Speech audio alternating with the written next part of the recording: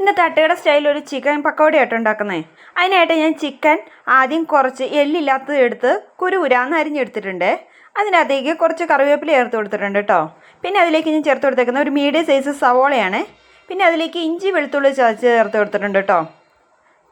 അതിനുശേഷം ഇതിനാവശ്യമായ ഉപ്പാട്ടോ ഞാൻ ചേർത്ത് കൊടുത്തേക്കുന്നത്. പിന്നെ നമുക്കിതിലേക്ക് ആവശ്യമായിട്ട് വേണ്ട പൊടികൾ ചേർത്ത് കൊടുക്കാവേ.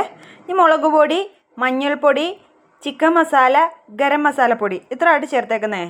മുളക് പൊടി കാശ്മീരി മുളക് പൊടിയാണ് ചേർത്തേക്കുന്നത്. പിന്നെ അതിൻ്റെ അധികം മൈദ ചേർത്ത് കൊടുത്തിട്ടുണ്ട് കേട്ടോ. പിന്നെ 2 സ്പൂൺ കോൺഫ്ലവർ കൂടി ചേർത്ത് കൊടുത്തിട്ടുണ്ട്. അതിനുശേഷം നന്നായി മിക്സ് ചെയ്തെടുക്കണം കേട്ടോ. അതിനുശേഷം കുറച്ച് വെള്ളം ചേർത്ത് കുഴച്ചെടുക്കണേ. നമ്മുടെ കയ്യിൽ മുഴുവനോട് ഒട്ടിയിരിക്കുന്ന പരുവമല്ല കേട്ടോ. ഒരു കയ്യിൽ നിന്ന് വിട്ട് വരുന്ന പരുവത്തിൽ നമ്മൾ കുഴച്ചെടുക്കണേ.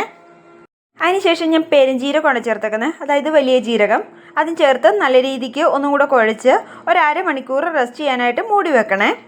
അതിനുശേഷം ഒരു ചീനച്ചട്ടി അടുപ്പത്ത് വെച്ച് എണ്ണ ഒഴിച്ച് ചൂടായി വരുമ്പം അതിൻ്റെ ഞാൻ കറിവേപ്പിലയാണ് ആദ്യം വറുത്തെടുക്കുന്നത്.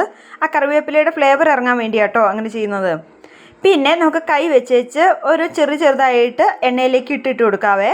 വേണേൽ സ്പൂൺ ഉപയോഗിച്ച് നമുക്ക് ഇട്ട് കൊടുക്കാം കേട്ടോ. കയ്യിൽ ഒട്ടിപ്പിടിക്കുന്നുണ്ടെങ്കിൽ കുറച്ച് വെള്ളം മുക്കിയിട്ട് കൈ നനച്ചേച്ചൊന്ന് ഇട്ട് കൊടുത്താൽ മതി കേട്ടോ. നമ്മൾ എണ്ണയിലേക്ക് ഈ മിക്സ് ഇടുന്ന സമയത്ത് ലോ ഫ്ലെയിമിൽ വെക്കണ കാര്യം ഓർക്കണേ. അല്ലെങ്കിൽ ആദ്യം തന്നെ പുറം മുഴുവൻ വേവുകയും ചെയ്യും, ഉള്ളു വേവാണ്ടും ഇരിക്കും കേട്ടോ.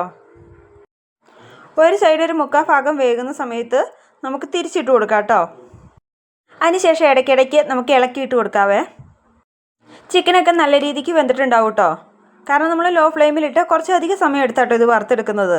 ഇനി ചിക്കൻ വെന്തോ എന്ന് സംശയം ഉണ്ടെങ്കിൽ ഒരെണ്ണം നമുക്ക് എടുത്ത് പൊട്ടിച്ച് നോക്കി അതിൻ്റെ അകത്ത് ചിക്കൻ വെന്തോ എന്ന് നോക്കിയിട്ട് കോരിയെടുത്താൽ മതി കേട്ടോ. അധികം മൂത്ത് പോകാതെ നോക്കണേ. കറിവേപ്പില ചേർത്ത സമയത്ത് നമുക്ക് വേണമെങ്കിൽ മല്ലിയില കൂടി ചേർക്കാം കേട്ടോ. ഞാൻ ചേർത്തിട്ടുണ്ടായിരുന്നില്ലേ. കുട്ടികൾക്കൊക്കെ ഒരു 4 മണി പലഹാരമായിട്ട് ഉണ്ടാക്കി കൊടുക്കാമെങ്കിൽ അവർക്ക് ഇഷ്ടപ്പെടുമോ ഇത്.